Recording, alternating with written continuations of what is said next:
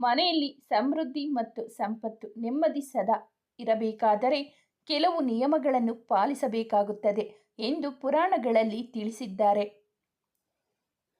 1. ಮನೆಯಲ್ಲಿ ತಪ್ಪದೆ ದಿನಾಲು ರಂಗೋಲಿ ಹಾಕಿ ಹೊಸ್ತಿಲಿಗೆ ರಂಗೋಲಿ ಹಾಕದೆ ಹಾಗೆ ಬಿಟ್ಟರೆ ಅದು ಸೂತಕದ ಮನೆ ಎಂದು ಪರಿಗಣಿಸಲಾಗುತ್ತದೆ. 2. ಬೆಳಿಗ್ಗೆ ಎದ್ದ ಕೂಡಲೇ ಚಾಪೆ ಮತ್ತು ಬೆಡ್ಶೀಟನ್ನು ಮಡಚಿಡಿ. 3. ಮನೆಯನ್ನು ದಿನಾಲು ಒರೆಸಿ ಗುಡಿಸಿ ಸ್ವಚ್ಛವಾಗಿ ಇಟ್ಟುಕೊಳ್ಳಿ.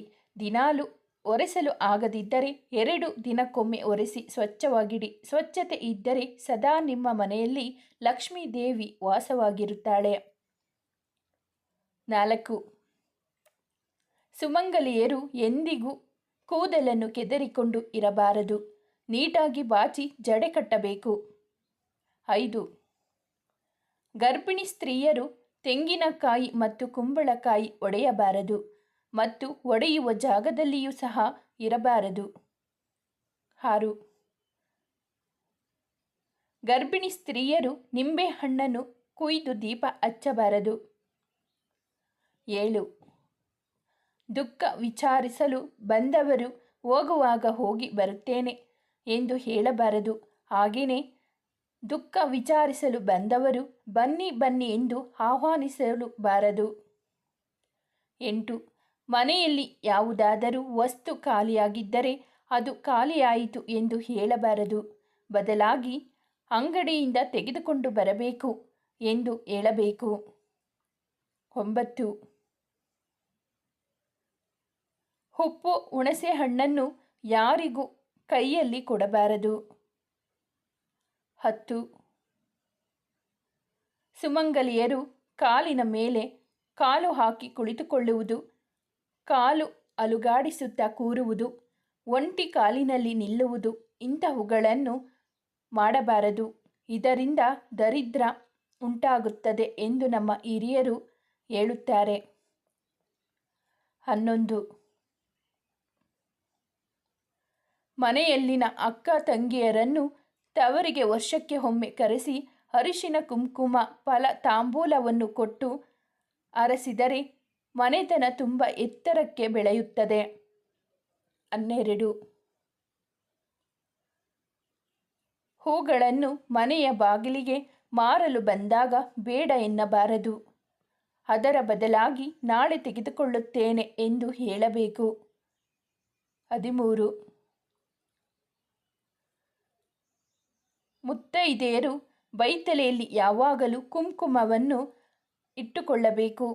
ಬೈತಲೆಯನ್ನು ಎಂದಿಗೂ ಕುಂಕುಮವಿಲ್ಲದೆ ಖಾಲಿ ಬಿಡಬಾರದು. 14. ಸುಮಂಗಲಿಯರು ಕೈಗಳನ್ನು ಖಾಲಿ ಬಿಡಬಾರದು. ಕೈಗಳಿಗೆ ಗಾಜಿನ ಬಳೆ ಹಾಕಿದರೆ ತುಂಬ ಒಳ್ಳೆಯದು. ಒಂದು ವೇಳೆ ಅದು ಸಾಧ್ಯವಾಗದೇ ಇದ್ದರೆ ಯಾವುದಾದರೂ ಒಂದು ಅರಿಶಿಣದ ದಾರ ಕೈಗೆ ಕಟ್ಟಿಕೊಳ್ಳಲೇಬೇಕು. 15. ಸುಮಂಗಲಿಯರ ಬಾಯಿಂದ ಕೆಟ್ಟ ಪದ ಬರಬಾರದು. ಮುಸ್ಸಂಜೆ ಹೊತ್ತಿನಲ್ಲಿ ಮಕ್ಕಳಿಗೆ, ಗಂಡನಿಗೆ ಅಥವಾ ಯಾರಿಗೆ ಆದರೂ ಕೆಟ್ಟದಾಗಿ ಬೈಯಲೇಬಾರದು. 16. ಯಾವುದೇ ಕಾರಣಕ್ಕೂ ಶುಕ್ರವಾರ, ಮಂಗಳವಾರ ಹಾಗೂ ಸಾಯಂಕಾಲದ ಹೊತ್ತು ಕಣ್ಣಲ್ಲಿ ನೀರು ಹಾಕಬಾರದು. 17.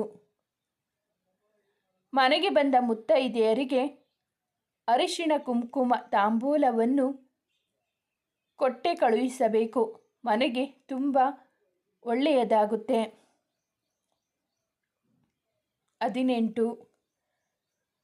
ಒಡೆದ ತೆಂಗಿನಕಾಯಿಯನ್ನು ಇನ್ನೊಬ್ಬರಿಗೆ ಕೊಡುವಾಗ 3 ಕಣ್ಣು ಇರುವ ಭಾಗವನ್ನು ನೀವು ಇಟ್ಟುಕೊಂಡು ಉಳಿದ ಭಾಗವನ್ನು ಬೇರೆಯವರಿಗೆ ಕೊಡಬೇಕು. 19. ಮುತ್ತೈದೆಯರು ಹೊತ್ತಲ್ಲದ ಹೊತ್ತಿನಲ್ಲಿ ದೀಪ ಹಚ್ಚುವುದು, ಪೂಜೆ ಮಾಡುವುದು ಇಂತಹವುಗಳನ್ನು ಮಾಡಬಾರದು.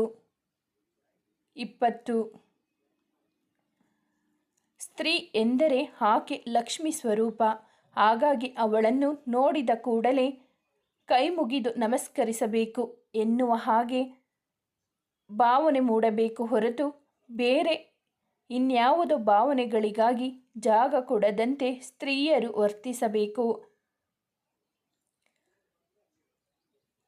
ಸ್ನೇಹಿತರೆ, ಈ ಮಾಹಿತಿ ನಿಮಗೆಲ್ಲ ಇಷ್ಟವಾಗಿದೆ ಎಂದು ಭಾವಿಸುತ್ತೇನೆ. ಇಷ್ಟವಾದರೆ ಲೈಕ್ ಮಾಡಿ. ಇನ್ನಷ್ಟು ಮಾಹಿತಿಗಾಗಿ ಚಾನಲ್ ಸಬ್ಸ್ಕ್ರೈಬ್ ಮಾಡುವುದನ್ನು ಖಂಡಿತ ಮರೆಯಬೇಡಿ. ಧನ್ಯವಾದಗಳು.